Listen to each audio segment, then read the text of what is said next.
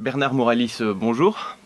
Vous avez publié aux éditions L'Harmattan, Théo Ananisso, Sony Lambatassi, Amela et moi, euh, un livre sous-titré Lecture de Le soleil sans se brûler de Théo Ananisso.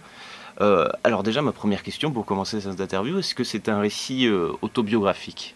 Et je dirais qu'il y a une dimension autobiographique dans ce livre, mais ce n'est pas, pour en parler, un récit autobiographique. Disons que euh, cet essai euh, décrit la réaction que j'ai éprouvée à la lecture d'un roman qui a paru en 2015, un roman de Théo Ananisso qui s'appelle Le soleil sans se brûler. Et quand j'ai lu d'une traite, comme tout ce qu'écrit d'ailleurs Théo Ananisso, ce roman ou ce récit, euh, j'ai été bouleversé. Alors pour quelle raison j'ai été bouleversé? Parce que, évidemment, le roman de Théo Ananisso retrace une histoire assez simple dans son principe. C'est l'histoire d'un étudiant. C'est un roman à la première personne, donc on reconnaît évidemment le personnage de Théo, et qui retourne au Togo et qui rencontre un de ses anciens professeurs à l'université qui s'appelle Amela.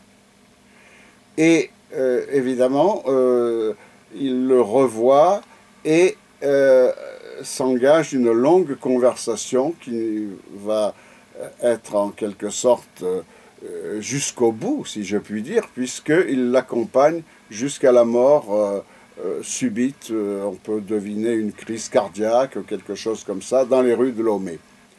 Et évidemment, il se trouve que Amela, s'il a été le professeur de Théo, a été un ami et un collègue très proche lorsque j'étais à Lomé, il y a très longtemps, de 1976 à 1979 à l'université du Bénin de Lomé.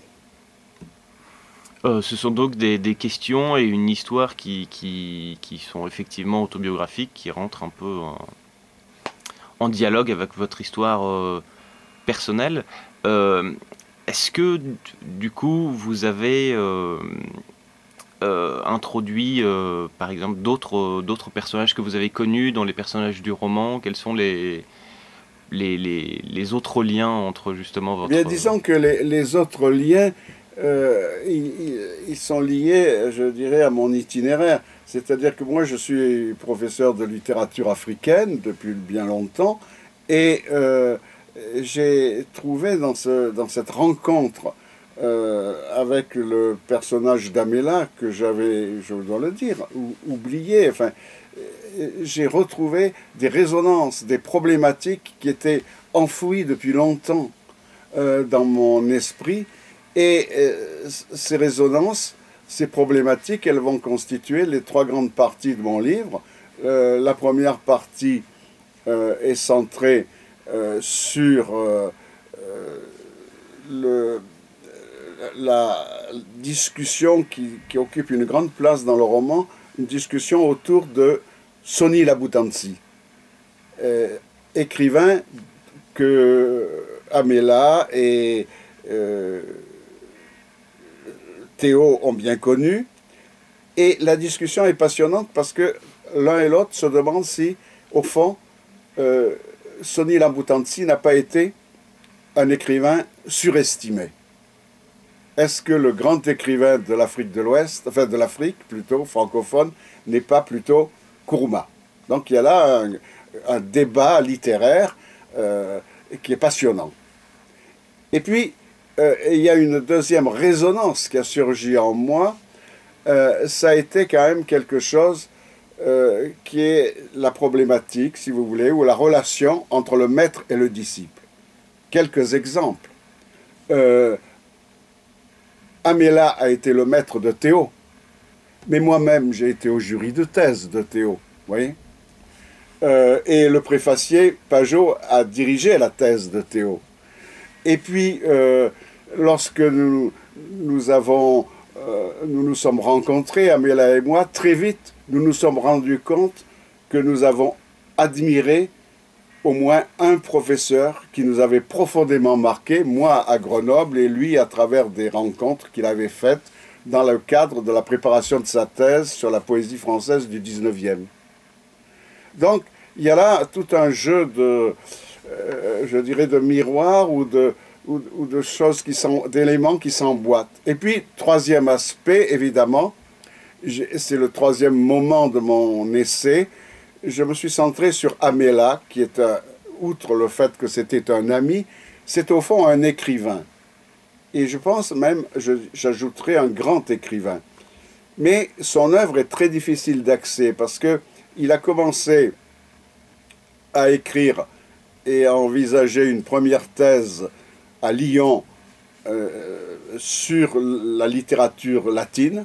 Alors il a fait une première thèse et il a envisagé de continuer sur la question, sur la marche au pouvoir de Cicéron. Et donc moi, comme j'avais fait des lettres classiques à Grenoble, autrefois, évidemment c'était un élément de sympathie. Et puis, il y a un élément qui a joué.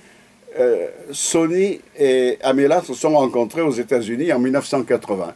Et Sony, avec son humour dévastateur, lui avait dit « Mais ne continue pas sur ces questions comme le césarisme, qui avait été le sujet de sa thèse de 3e cycle. C'est très dangereux en Afrique de parler du césarisme. Fais autre chose. » Alors, Amela s'est intéressée à un autre domaine qui était peut-être moins explosif aux yeux des pouvoirs africains de l'époque. C'était la poésie française du 19e siècle, mais approchée à la façon d'Amela, ce qui ne pouvait que susciter une très forte sympathie intellectuelle. En effet, la poésie française du 19e, pour Amela, c'était essentiellement 4 écrivains qui avaient en commun d'avoir vu l'importance de l'Afrique sous des formes diverses. Hugo, avec Buck-Jargal, Nerval, dont l'inspiration africaine est constante, Baudelaire, là aussi l'inspiration africaine, et puis, enfin, Rimbaud. Et donc, il y avait une revisitation de la littérature française du 19e siècle à travers cette catégorie de l'Afrique.